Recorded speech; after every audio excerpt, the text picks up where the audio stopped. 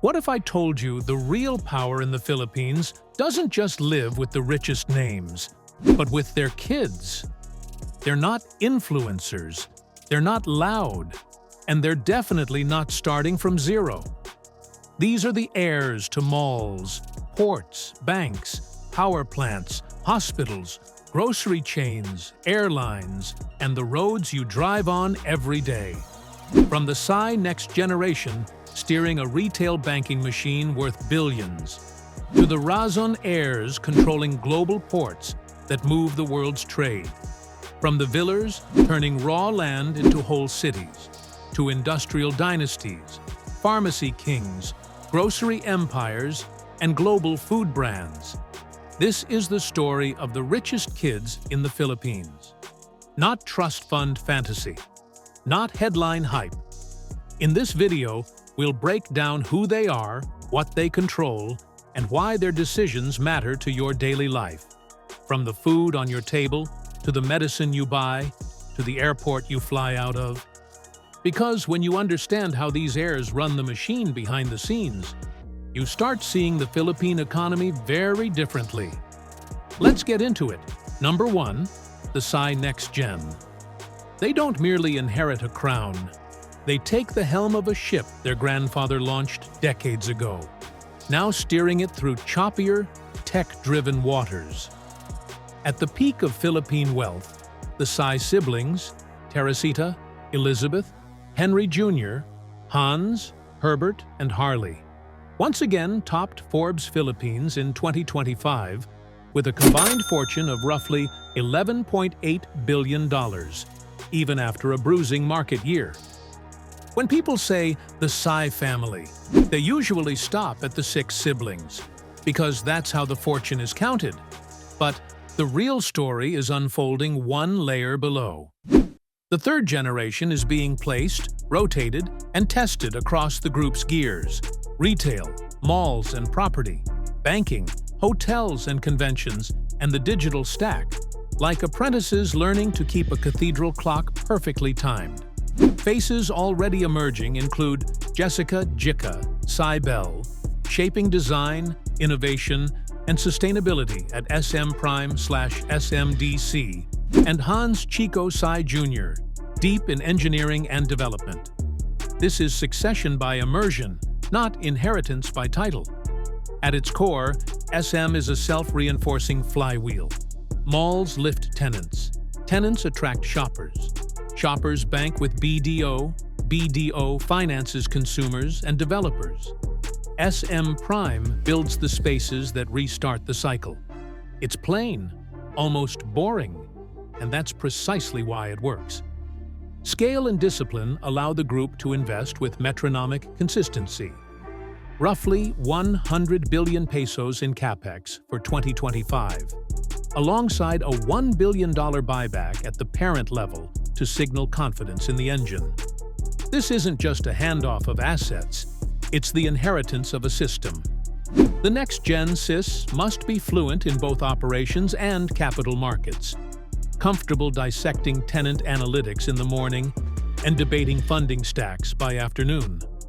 Their canvas is vast, nearly 90 malls across the Philippines and China, with new openings from La Union to Laoag to Zamboanga, testing grounds for data-driven leasing, omnichannel retail, and foot traffic optimization.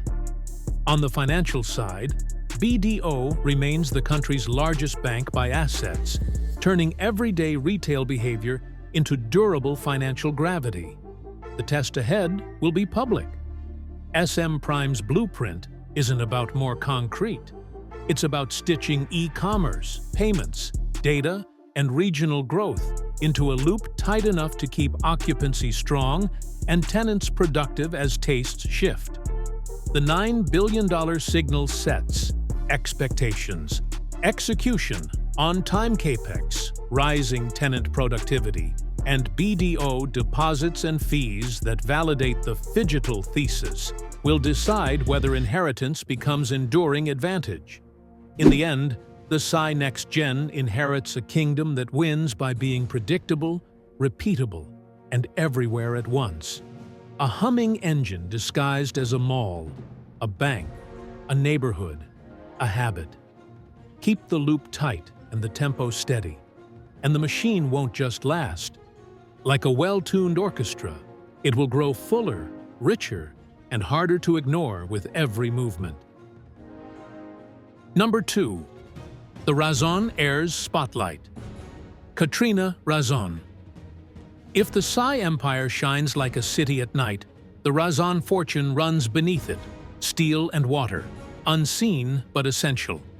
In 2025, Enrique Razon Jr. ranks number 2 with about $11.5 billion, anchored by ICTSI, a global ports leader, alongside Solar's gaming and hospitality assets and expanding stakes in water utilities and renewables. This is an infrastructure empire built for endurance and judged over decades.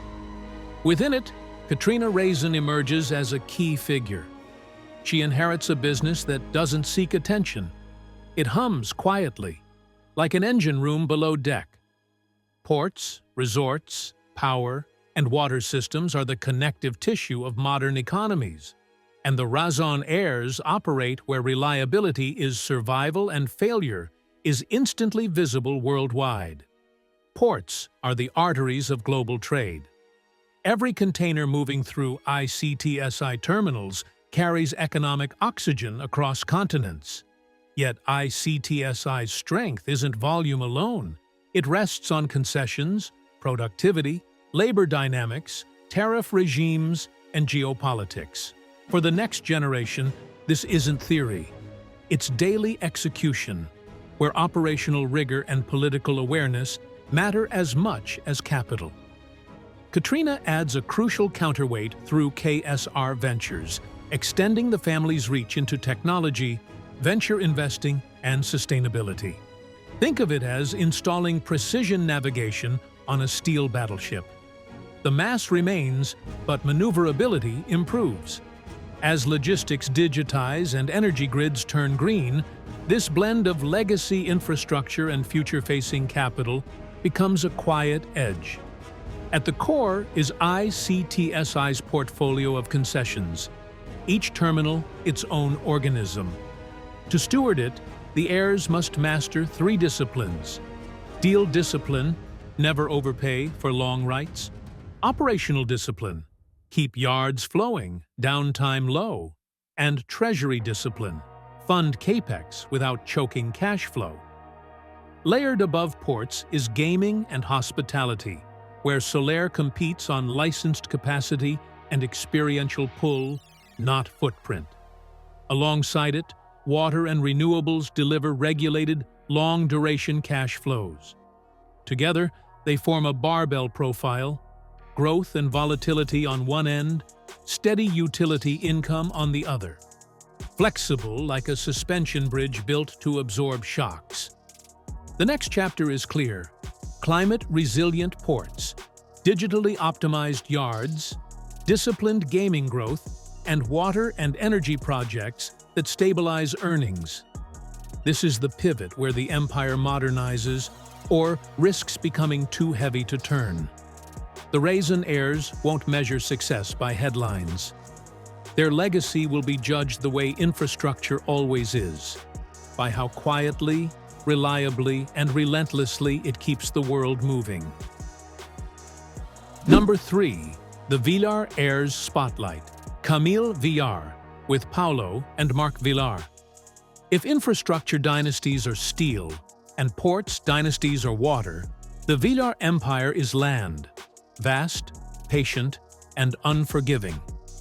In 2025, Manny Villar ranks number 3 with roughly $11 billion, a fortune built by mastering mass market housing, then scaling into retail, malls, and the sweeping vision of Villar City.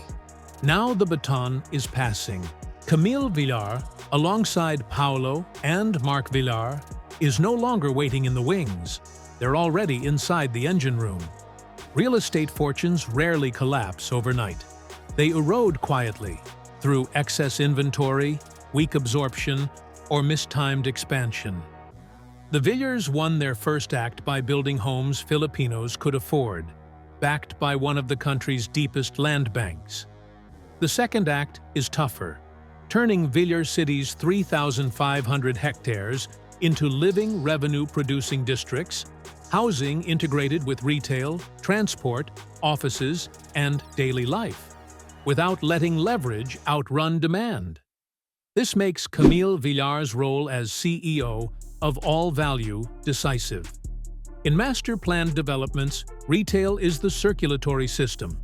Supermarkets, home stores, and specialty formats keep districts alive long before offices fill or communities mature. When All Value delivers strong sales per square meter, it doesn't just sell goods. It validates the location, pulls foot traffic, and attracts residents and tenants almost by gravity.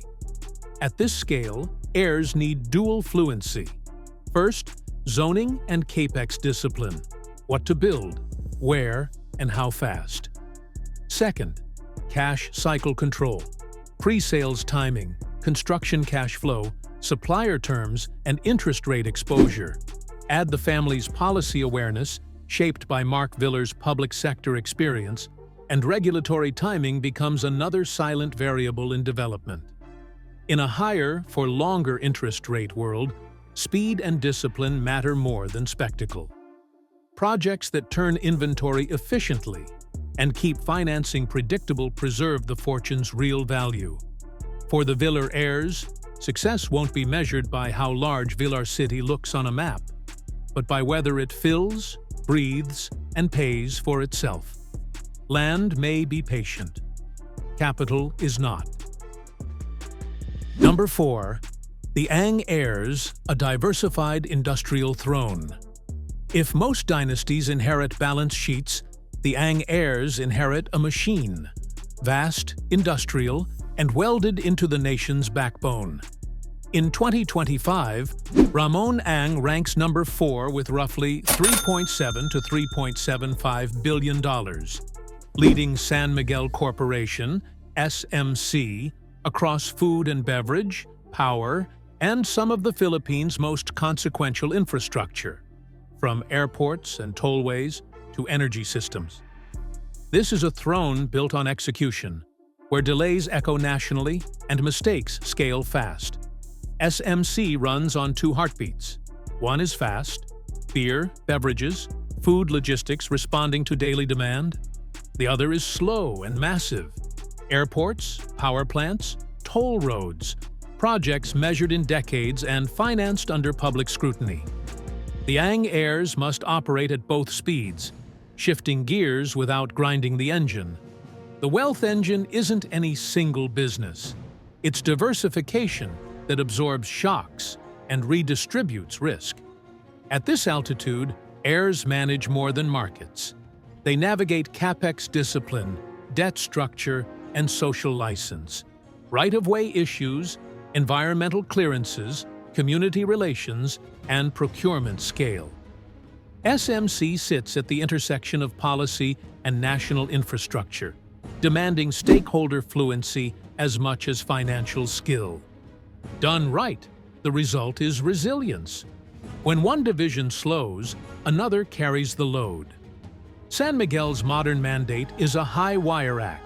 Upgrade legacy consumer brands while pivoting hard into nation-scale infrastructure. Timing projects so new cash flows come online as older ones mature. For the Ang heirs, the task is precision. Assets commissioned on schedule, debt serviced by real traffic and real power demand, costs contained through procurement muscle. What to watch? On-time delivery of airports and tollways, shifts in the power mix, and whether core brands remain strong enough to fund the capex curve. In the Ang dynasty, timing isn't just strategy, it's survival. Number 5. The Consunji heirs. If other fortunes are built on brands or balance sheets, the Consunji wealth is built on concrete. In 2025, Isidro Consunji and siblings rank number 5 with a combined approximately $3.7 billion, according to Forbes Asia. Their heirs inherit the Philippines' most construction-native business house, DMCI, a group rooted in engineering, mining and energy, and mid-market housing, the literal backbone of modern Philippine growth. A DMCI-style fortune is not won by hype. It is earned in bids, won narrowly, projects delivered cleanly, and costs held in check. This is a culture where margins live in the smallest details. Site safety, supplier reliability, sequencing of work, and days shaved off schedules. Their residential arm, DMCI Homes, operates where real demand exists. Practical, livable, mid-market housing. No spectacle, no luxury gloss. This is wealth forged in hard hats and spreadsheets, not spotlights. Because DMCI straddles cyclical businesses, construction and mining/energy, alongside residential property, the heirs must think in portfolios, not headlines. They lean in when input costs soften, slow when demand cools, protect backlog like oxygen, and keep net debt within reason. It's a rhythm closer to engineering than entrepreneurship. Measure twice, pour once. In a market that punishes overreach, this discipline is how a top 5 family fortune survives. From contractor roots to diversified operator, the next generation's mandate is clear and unforgiving. Backlog quality, pre-sales conversion, and project-level cash discipline. When energy earnings smooth the cycle, housing turns inventory efficiently, and the order book stays solid. The base holds. And when the base holds, the structure above it doesn't crack. Number 6. The Quasha family heirs, a approximately $3.6 billion everyday essentials fortune. If you've ever stood at a Mercury drug counter holding a prescription, you've stepped into the Quasha fortune. Ranked in the top 10 with an estimated approximately $3.6 billion in 2025. The family's wealth is built not on spectacle, but on daily necessity. Pharmacy wins by being close, trusted, and relentlessly reliable, like a lighthouse that never turns off. Following the passing of longtime leader Vivian Quasha, attention shifted to the next generation of stewards, with Stephen Quay stepping forward on the operational front. Pharmacies aren't just retail. They are health access infrastructure. The moat is layered. Dense locations near homes, clinics, and transit. High on-shelf availability of maintenance medicines, cold chain discipline, and brand trust that keeps counterfeit risk low. That mix turns routine purchases into steady, repeatable cash flow.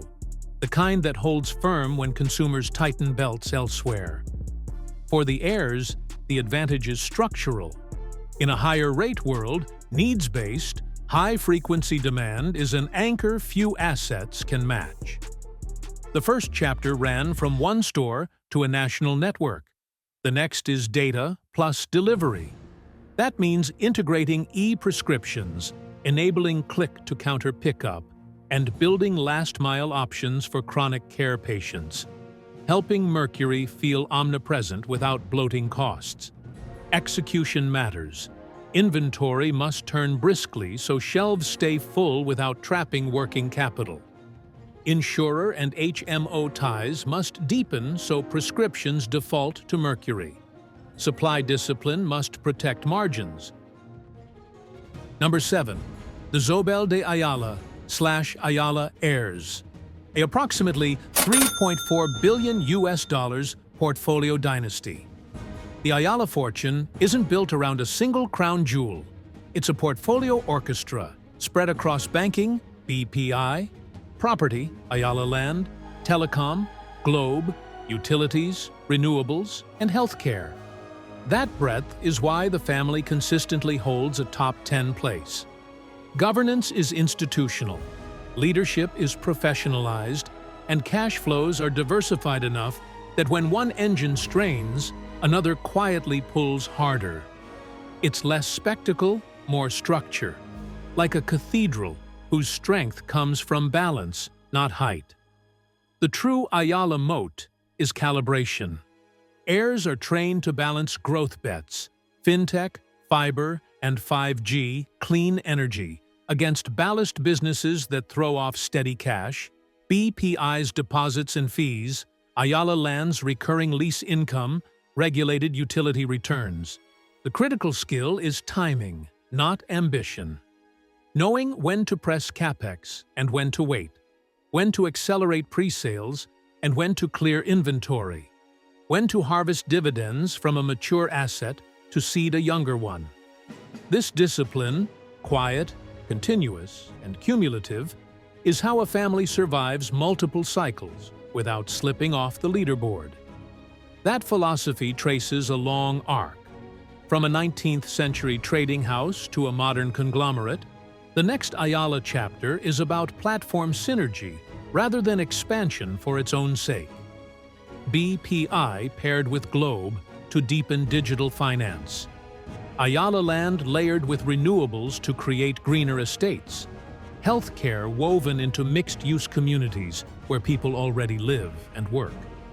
Each piece reinforces the other, like gears that reduce friction the more they turn together.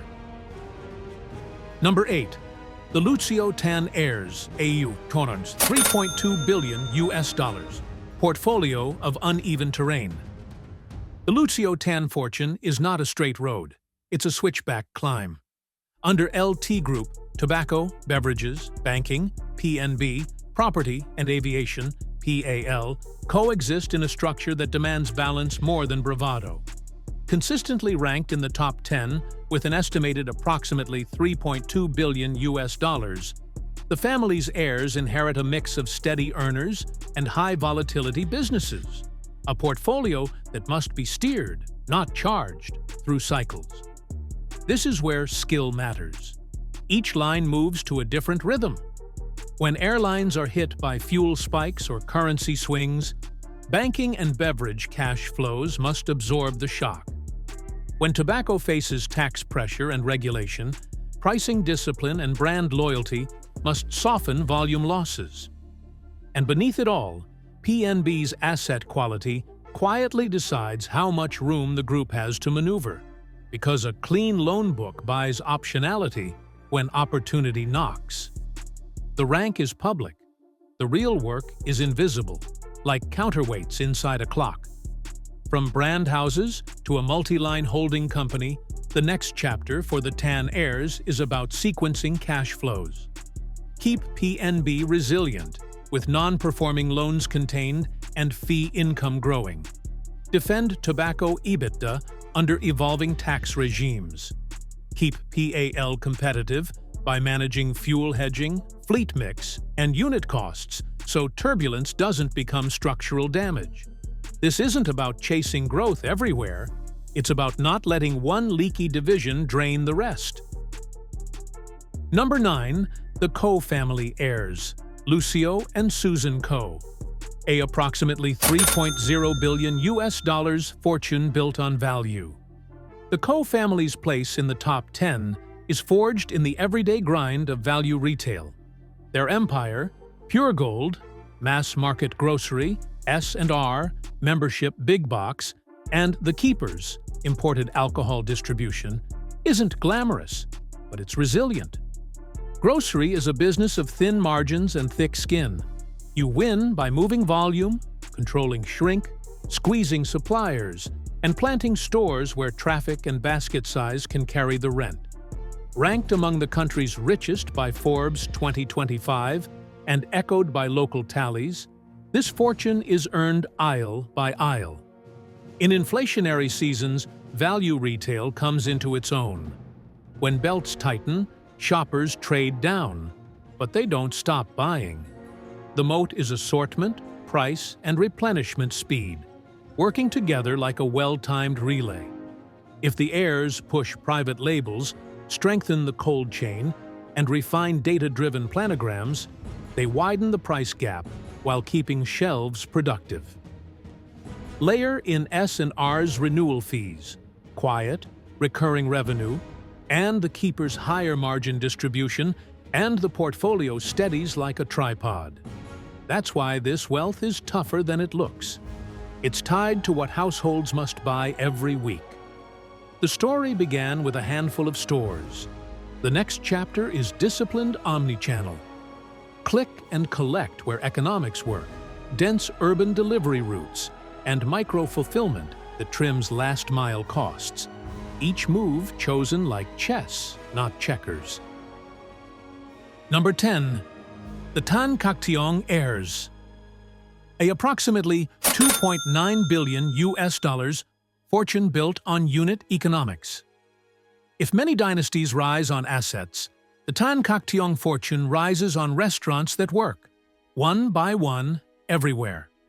Jollibee is the Philippines' most global consumer brand, and the family's top 10 standing, around $2.9 billion, rests on a simple truth. Each store is built to earn.